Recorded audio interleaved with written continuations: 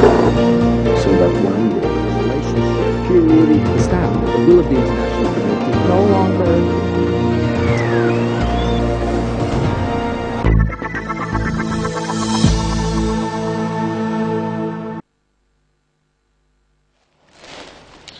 សូមប្រិមត្តទស្សនិកជនទេសនាព័ត៌មានប្រចាំថ្ងៃពីបណ្ដាញទូរទស្សន៍កម្ពុជា CTN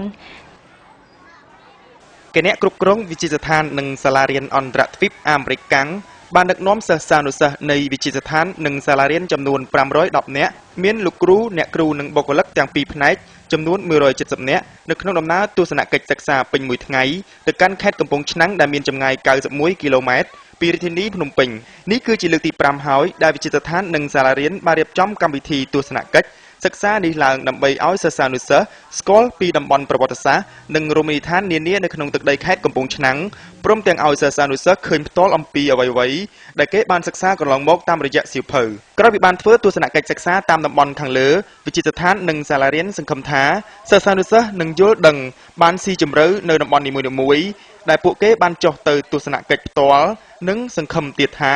ការទស្សនកិច្ចសិក្សានេះនឹងបណ្ដុះបណ្ដាលទឹកចិត្តសិស្សឲ្យយកចិត្តទុកដាក់ខិតខំប្រឹងប្រែងរៀនសូត្រសម្រាប់វគ្គសិក្សាក្រោយដែលនឹងចូលបរិវេណកាលមកវិញនៅដើមខែសីហាខាងមុខនេះវិទ្យាស្ថាននិងសាលារៀនអន្តរជាតិអាមេរិកកាំង